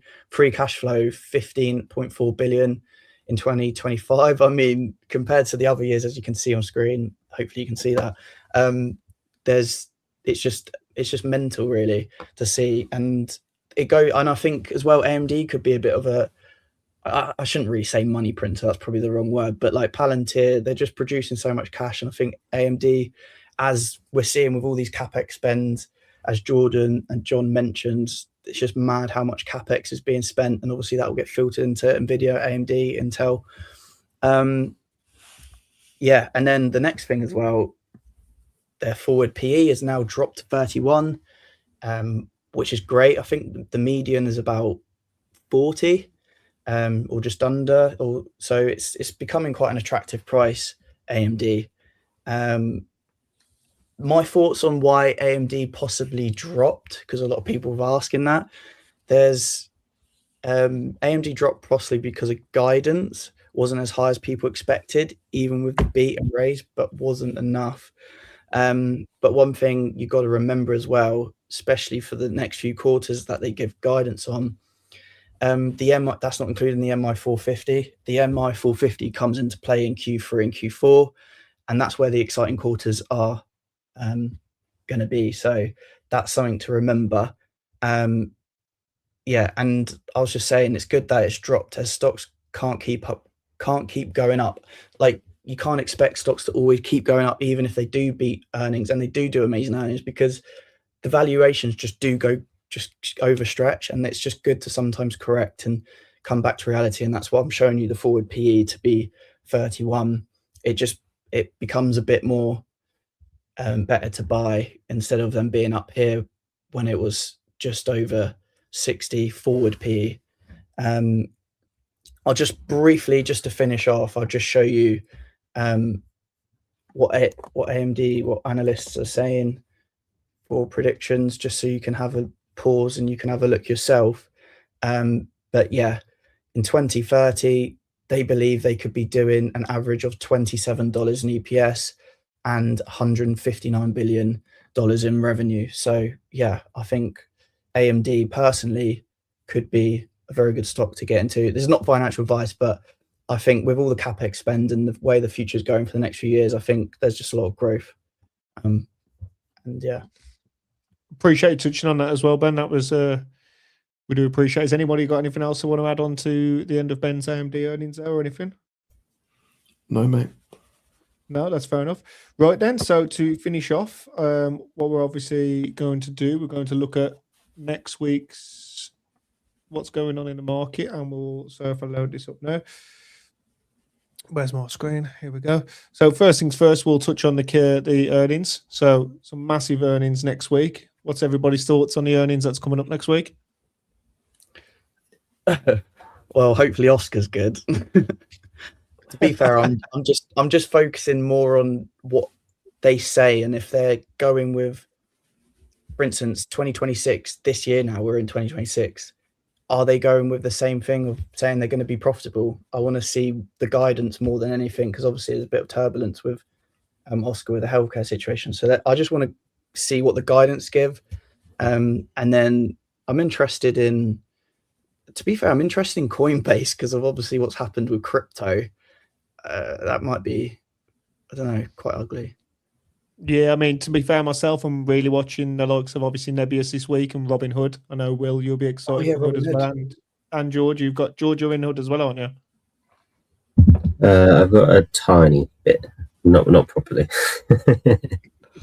So me and Will were the most. Will, is what are you looking for this week, mate? What's the Yeah, definitely takeaway Robin question? Hood. I think they're going to have a really, really top quarter, but I don't think it's going to massively move the stock. The stock the multiple has suppressed a lot recently, I think, due to crypto, due to the expected crypto winter we're going to have, less people trading, less money to be made, possibly even because we're in a midterm year, that the general stock market sentiment isn't as good, which does affect Robinhood. But strangely enough, it has been trading almost one-to-one with Bitcoin recently, and crypto only makes up about 21% of their revenue. So not quite sure why it was doing that. But yeah, a packed week, loads of earnings, but no Mag 7, so no true market movers, but plenty of names to keep an eye on, some SaaS names as well. Just thinking back to what I was talking about earlier. But yeah, Robinhood, Nevius, Shopify, AppLovin, Cisco, Coinbase, all going to be interesting to me. Yourself, John, sorry. Obviously, Nebius is one of my investments in there. I think they're the only one for the week looking at. I'm also interested in Upstart because I've done a stock analysis on them recently. Actually, really like the company, so I'm going to keep up to date with them. Also, what I'm going to look at is McDonald's and Coca-Cola, more just around consumer spending. What's the habits there? Also, McDonald's is one of my competitors in my professional work, so I've got to keep an update on them. Cisco, just to keep in line with some of my security players. Cisco are also in the security world, so I will have an eye on them. And then Shopify and Toast, they are also companies I've been looking at recently, and I had to write a research paper on them on Friday, so I have an eye on them as well. I think that's it for next week that I've got my interest in. Yeah, it's quite a busy week. Like I say, you got the some of the ones like Cisco and stuff like that as well. So some pretty big companies that are reporting earnings. Has anybody else got anything else to touch on this? Will, George, John? I guess Monday, Tuesday, open and Spotify. Those are two stocks similar to Reddit, which seem to have had continuous earnings over the past sort of 2 years and share price rises to see if those continue that. Vertiv on Wednesday, a really important one data center wise, so that'll be interesting to see because it seems like it's been a really big quarter for data center infrastructure. So they'll probably be quite strong. And then I'll be watching Pinterest on Thursday as well. They're such a cheap stock. They just need to talk about how they're going to grow and expand from here and actually show a sort of bit of a growth side, because otherwise their valuation at the moment is super cheap. Do you still hold Pinterest, George? Again, similar to like a really small amount, but not properly, just sort of following it. No, that's fair enough. Will, anything else you want to touch on this before we look at the macro? No, man. Let's move on. No, Rotio. So that'll be them. So then obviously the key events next week. Obviously got the December retail sales data, the January jobs report, initial jobless claims data, January existing home sales data, January CPI, and then obviously we've got 5 Fed speakers events this week. What's everybody's thoughts on the macros going forward for next week? Yeah, so I don't think that this week was as important until we got the numbers for the week we've just had. And because we've had some pretty dire jobs data from the week we're currently in, so I think the jobs data for next week becomes that bit more important, just to give a true reflection of where we are. I think we're finally getting data which isn't all drawn up with the last government shutdown as well. So actually, hopefully, we do get all this data because of the current partial government shutdown. So hopefully that all of this actually does come out. But yeah, I think all of it's pretty important because the macro is very slowly beginning to look a little bit rocky.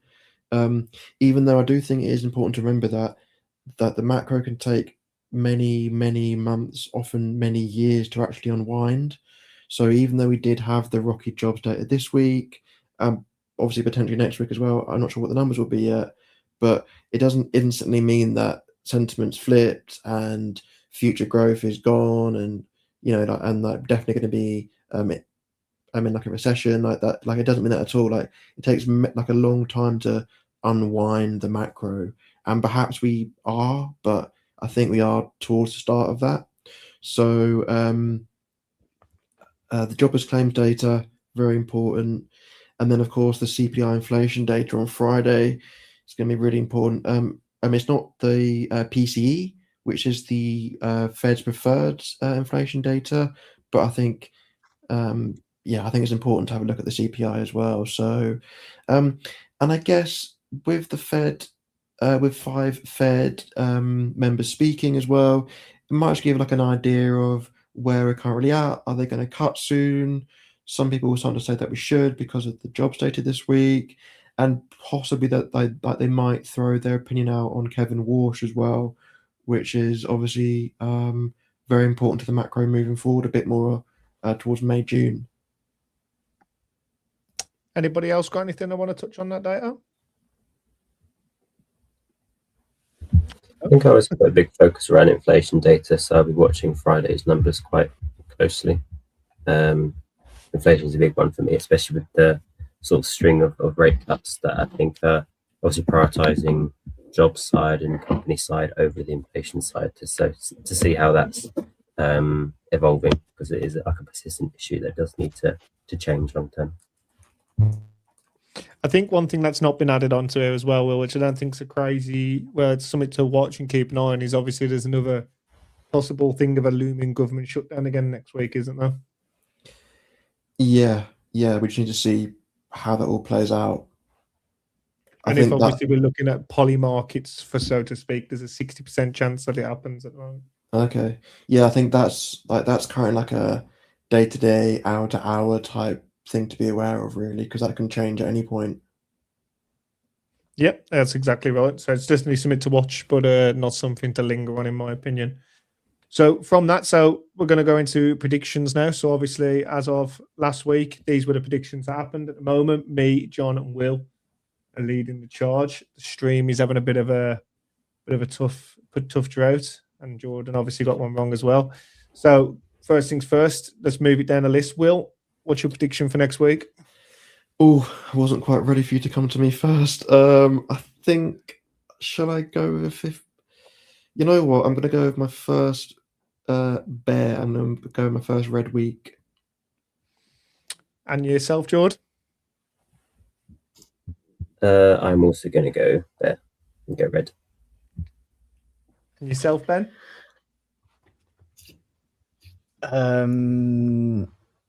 Yeah, I think it's going to be red. And you, John? I am the optimist this week. I think it'll be green.